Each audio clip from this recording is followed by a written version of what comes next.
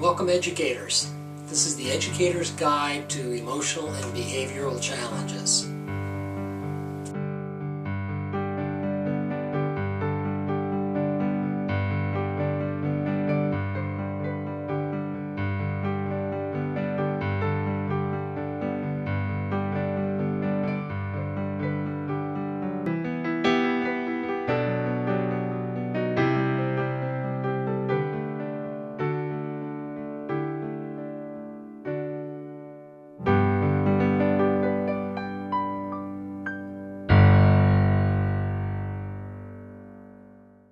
This episode, Understanding and Educating the Emotionally Explosive Student.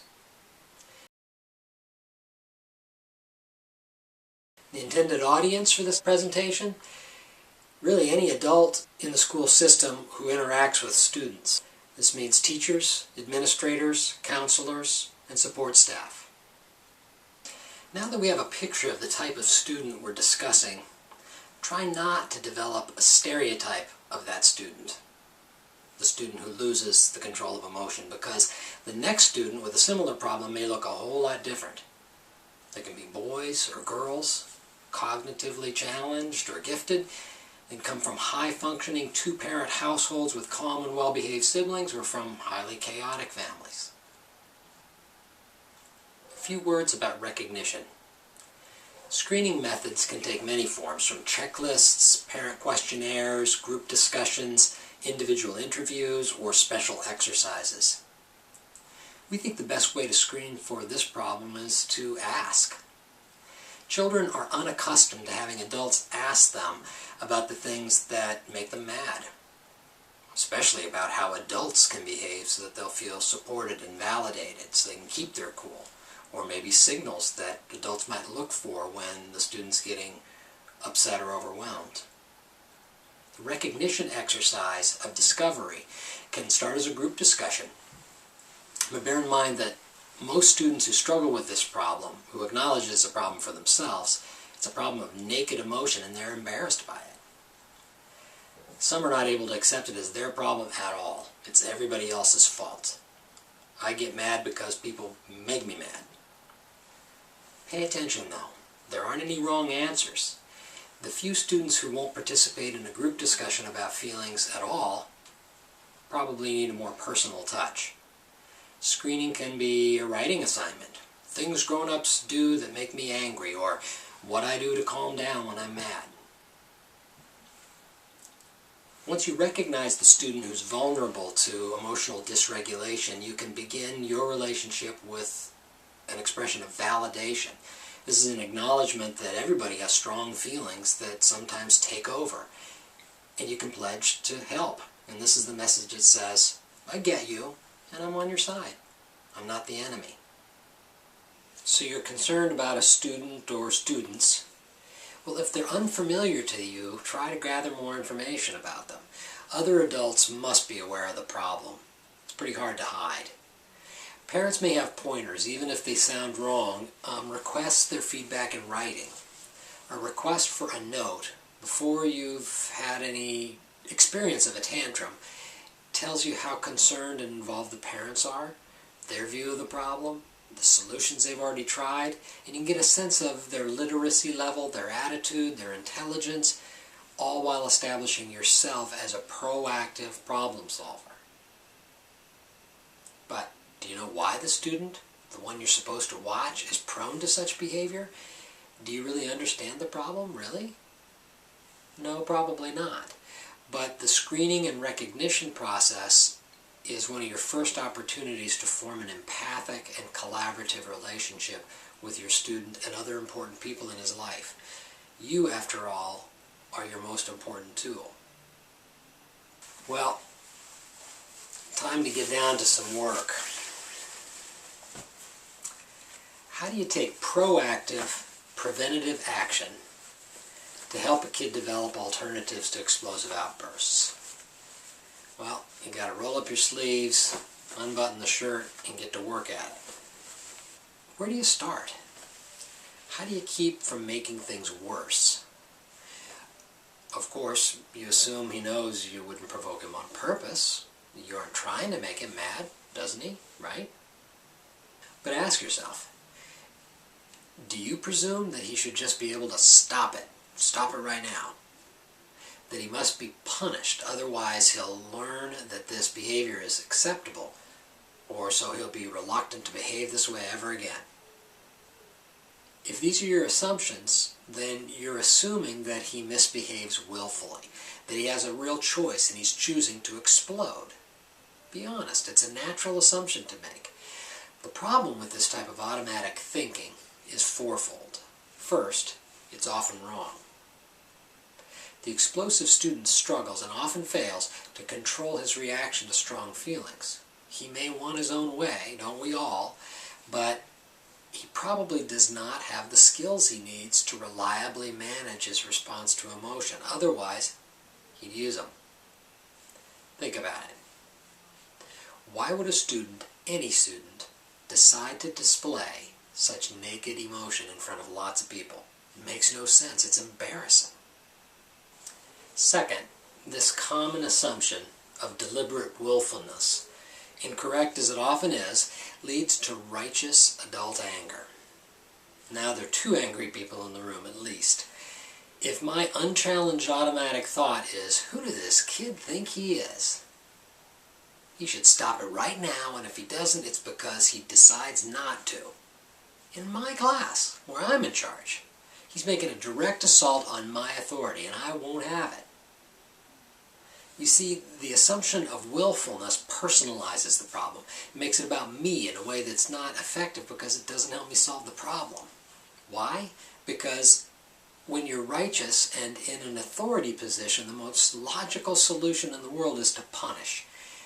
The thinking for many educators goes along these lines. I was a kid once and I learned how to control myself, and I would never have gotten away with pulling a stunt like that. I would have been punished. And he should be too. Otherwise he's going to learn that this type of behavior is okay. Well, you're right in a way. Punishment probably is an effective motivator for you. You could learn from it, remember it, and avoid misbehaving again. You were probably a pretty well-behaved kid, or you wouldn't have liked school, identified with your teachers, idealized them, and emulated them by going into the field. Punishment probably went a long way for you because you didn't need it very often. But what about somebody who gets a lot of punishment for behavior that he can't easily control? What does punishment stir up for the routinely punished? Well, I'll tell you, resentment and anger. And wasn't that the problem in the first place? It sounds a little preposterous, but that's like saying, okay, I've got a student who needs to learn how to control his anger. My solution is to make him more angry, but he shouldn't take it personally because I'm just doing my job. But what do? What's the matter? Do you feel like that guy in the movie who's called in without any training to disarm the nuclear warhead? What do? You stick the green wire, no, the red wire, boom! Well, what you want to avoid is being the guy that never gets in the movies. He's the bomb squad guy that's on cleanup detail. He's got the big shovel. Your colleague, a few doors down, Dave, Dave had Jerry last year in the 5th grade. Now, he was concerned enough about Jerry to warn you that there was definitely something wrong with this kid. But because you spent the 5 minutes you had to talk about Jerry commiserating about how difficult he was, the discussion never got around to what Dave learned about how to manage Jerry. Turns out that after the first few tantrums, Dave was able to work around them. Jerry was still a handful, and sometimes Dave felt like he was walking on eggshells, or pacifying a little terrorist, or doing the work his parents should have done years ago. But the data would show, if anybody had kept any, that the frequency, number, intensity, and duration of outbursts dropped off pretty dramatically over the course of the previous school year. Now, near the end of the year, Jerry regressed a little bit. Even though he'd say he hates Dave, Dave gets a feeling that Jerry would have been happier spending another year in 5th grade with him. But you didn't get around to that with Dave, and Dave would never presume to tell you, another teacher, how to run your class. there were some things that Dave learned that he didn't get a chance to tell you about Jerry. Always a contrarian, Jerry is a devout Yankees fan in Red Sox country. And Dave found out that arguing a bit about this rivalry gave the two guys sort of a ritualistic way to interact and mock conflict, if you will, and share a common interest, baseball. Indeed, as it turns out, Jerry loves baseball, but he's never even made it through a whole game as a player or a spectator. His dad took him to a Red Sox-Yankee game in Fenway, but it didn't go very well and they had to go home at the bottom of the fourth inning. Have a series of brief 1 to 2 minute conversations with Jerry, but this is important, when he's calm. Your mission is to get to know him well enough so that you can find something to like about him, and that he can experience you as a person who's interested in finding out who he is. Jerry may be a difficult kid to like. Try harder. Find something. Resist the temptation to establish dominance over Jerry. In fact, it might help if you even acknowledge that you're powerless to make Jerry do anything that he doesn't want to do, so you're not going to try to force him. Think of yourself as the good cop, especially if parents are being the bad cop. And think more like Gandhi than Mussolini. Opening up creates intimacy, but you have to go first. Tell Jerry that you get angry too. Pledge that you'll do your very best to control your temper, and you'll try to speak to him calmly and respectfully, even if you're upset with him. Now you've established that you have something in common. You're both working on controlling your temper. Tell him about a few things that make you mad, other than just dealing with kids like him. Find out if he can talk about the things that make him mad and how it feels when he's slipping out of control. But first you might have to imagine what Jerry's feeling, find that common human element, and attribute those feelings to yourself, even if you're fudging it a little bit. But this helps to humanize yourself to him. Maybe bring a photo of yourself in to class and show it to everybody, a photo of yourself at the same age as your students. Tell stories about how you struggled to learn certain things in school.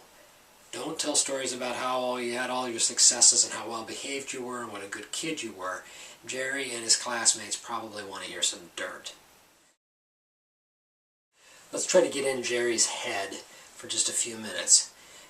Now I want you to imagine you're Jerry. You were 12 once, right? You can do this. I'm a 12-year-old reluctant 6th grader, and I hate school because everybody is mean there. And I'm fat. And I'm fatter than everybody else. And I'm stupid. And everybody learns quicker than me. I'm always in trouble. I just don't care anymore. I don't care what you say. Teachers don't like me. Sit down, Jerry. Get to work, Jerry. Where's your homework, Jerry? You're smarter than this, Jerry. You can do it. I'm going to have to call your mother, Jerry. Teachers just boss me around and yell at me and never give me a second chance. Sometimes I just want to calm down, but they won't let me. Everyone's looking at me. The other kids always pick on me and they never get caught. And I can't tell on them because nobody likes a tattletale, Jerry. When I do something back, I get in trouble. I can't win.